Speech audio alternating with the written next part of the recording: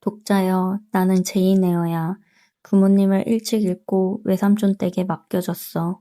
하지만 외숙모와 사촌은 날 괴롭히고 무시했지. 외숙모는 나를 거짓말쟁이라 하고 사촌 조는 책을 집어던지며 나를 때렸어. 어느 날 나는 집안의 음산한 방, 레드룸에 갇혔어. 거긴 외삼촌이 숨을 거둔 방으로 차갑고 무서운 그림자가 가득했지. 그날 나는 세상에 혼자 버려진 듯한 두려움을 처음 느끼고 의식을 잃었어. 눈을 떠보니 약제사 로이드 씨가 나를 진찰하고 있었어. 로이드 씨는 나에게 학교에 가는 것을 추천했지. 결국 나는 로우드 학교에 왔어. 로우드는 가난한 아이들이 모인 자선학교였어. 춥고 배고프고 고통스러운 생활 속에서 헬렌을 만났어. 조용하고 인내심이 깊은 아이였지. 나는 억울하면 참지 못하고 맞서 싸우려 했는데 헬렌은 억울한 벌을 받아도 화내지 않았어. 제인, 세상은 언제나 공평하지 않아. 하지만 원망에만 마음을 쓰면 결국 스스로가 불행해질 뿐이야. 중요한 건 미움이 아니라 용서와 믿음이야. 그 말은 어린 내 가슴에 깊이 새겨졌어. 학교에 티푸스 전염병이 퍼지고 헬렌마저 폐결핵으로 세상을 떠나버렸어. 헬렌은 나에게 사랑 없는 세상에서도 스스로 무너지지 않는 힘을 가르쳐준 첫 번째 친구야. 그리고 나는 나 자신을 지켜내고 당당히 살아가야겠다고 다짐했지. 학교 문제점들이 드러나면서 학교 운영이 개선되었어. 로우드 학교에서 6년은 학생으로 2년은 교사로 보내게 되었지. 내가 많이 의지했던 템플 선생님도 떠나고 나도 가정교사 자리를 구해 학교를 떠났어. 솜필도울 대저택에서 어린 프랑스 소녀 아델을 가르치고 그 저택의 가정부 페어팩스 부인의 친절을 받으며 지냈어. 솜필도울 생활은 나름 만족스러웠어. 독자들은 알겠지만 내 생활이 지금까지 좋았던 적이 없잖아?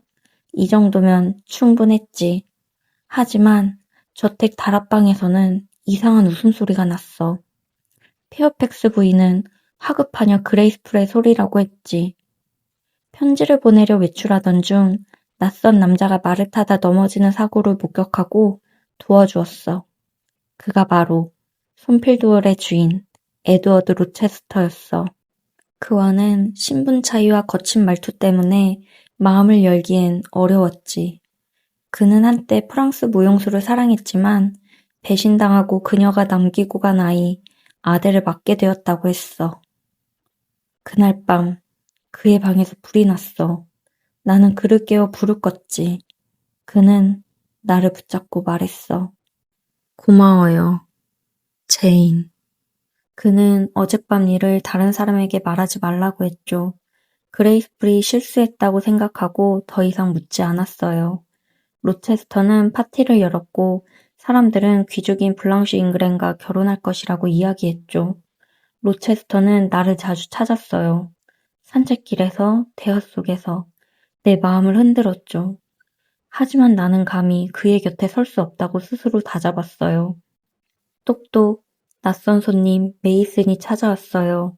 새벽녘 비명소리가 울렸고 피 흘리는 메이슨을 돌보았지만 그는 아무런 설명도 해주지 않았죠. 나는 궁금했지만 그는 아무 대답도 해주지 않았어요. 어린 시절 나를 괴롭히던 리드 부인이 임종을 맞으며 나를 불렀어요. 삼촌이 나를 위해 남긴 유산이 있었다는 사실을 이제야 알려주었죠. 손필드로 돌아온 후 로체스터는 나에게 청혼을 했고 나는 그 사랑을 받아들였어요. 하지만 결혼식 날 메이슨이 나타나 모든 걸 망쳤죠. 로체스터는 이미 자신의 동생과 결혼한 상태이며 아내가 아직 살아있다고 폭로했죠. 내가 봤던 불길과 웃음소리, 그 모든 것이 다락방에 숨어있던 그녀였어요. 로체스터는 나를 붙잡았지만 더 이상 그곳에 머무를 수 없어 손필드를 떠났어요. 나는 모든 걸 버렸죠. 에드워드에 대한 사랑까지도. 그렇게 걷다 길에 쓰러졌을 땐 모든 것이 끝났다 생각했어요. 쓰러진 나를 리버스 남매가 구해주었죠. 리버스 남매의 도움으로 모리스홀에서 제인 엘리엇이란 이름을 얻고 마음의 상처가 아물어가는 것 같았어요. 그러다 세인트 존이 청혼을 했어요. 그리고 나는 깨달았죠. 내 마음은 이미 다른 곳에 있다는 것을요. 제인, 에드워드의 목소리가 들리는 것 같았어요. 그 목소리는 에드워드를 찾아야 한다고 나를 이끄는 것 같았어요. 손필도울에 도착했을 땐 저택이 불에 타서 폐허가 되어 있었죠. 메이슨이 방화를 일으켰다고 했어요. 그리고 에드워드는 사람들을 구하다 장님이 되었다고. 두근거리는 마음으로 그가 살고 있는 곳으로 찾아갔어요. 그는 손을 더듬으며 나를 알아보았죠. 새로운 손필도울에서 우리는 함께 살았어요. 그의 시력은 부분적으로 회복되어 우리의 첫 아이의 얼굴을 볼 수 있었죠. 아들은 숙녀가 되어 나의 발동무가 되어주고 있어요. 독자여, 저는 결혼을 한 지 10년이 되었고 지금 이 순간 행복합니다.